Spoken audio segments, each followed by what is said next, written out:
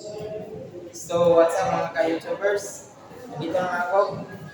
Nandito ako ngayon para ituro sa inyo kung paano mag-wiring ng one valve controlled by S3W switch in two different location. And ito tayo ngayon. Ito ang line 1 natin na ground terminal at line 2 na live terminal. At ito ang ground terminal natin. Kailangan natin i-connect sa neutral sa receptacle.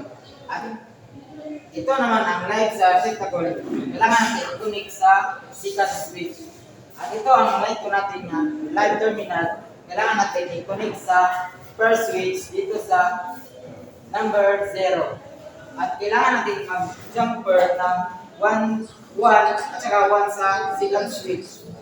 3 sa first switch at 3 din sa second switch.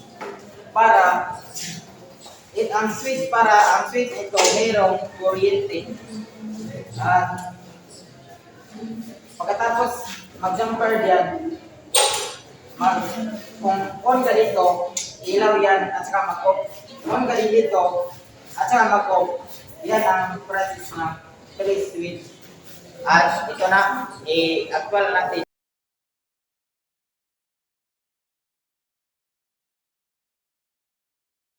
What's up mga ka-YouTubers? So ito na ato nang i-actual ang ating ginawa nating diagram.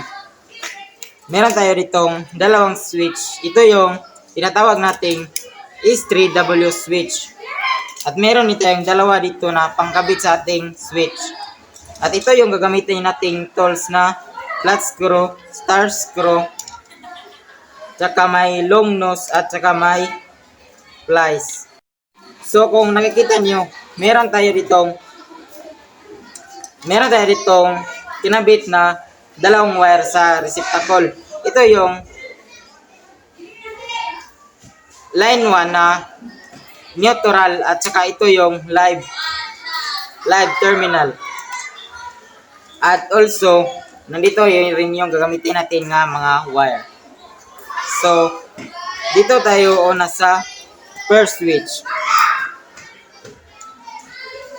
Ito yung source natin na i-connect natin sa number 0. Tingnan nyo. At dito naman, mag-connect tayo sa number 1. Pasok natin dyan. At saka mag-connect din tayo dito sa number 3.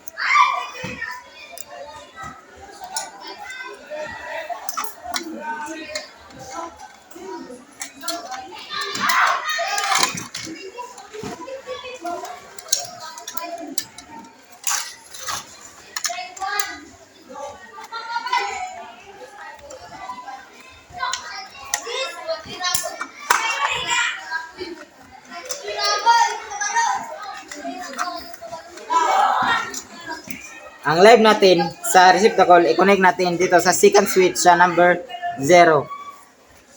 At saka yung G-number natin nga 1 to 1 to 3 to 3. Jump natin sa number 3 to number 3. At ito naman sa number 1.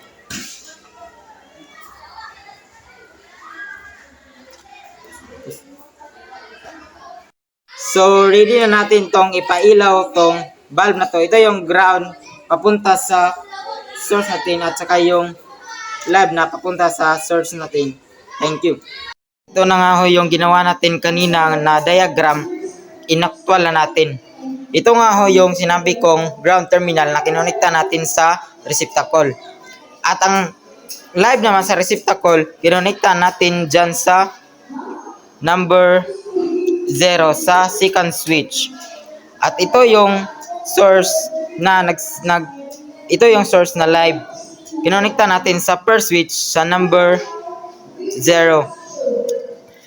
At nandito yung kinonekta nating 1 to 3 tsaka 1 to 3. Check na natin kung gagana ba ang ginawa natin.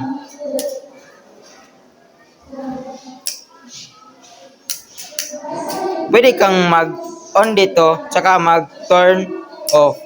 pwede ka rin mag turn on dito at saka mag turn off. Sa dalawang switch na yan, pwede ka dito mag turn on, turn off, turn on, turn off. Thank you.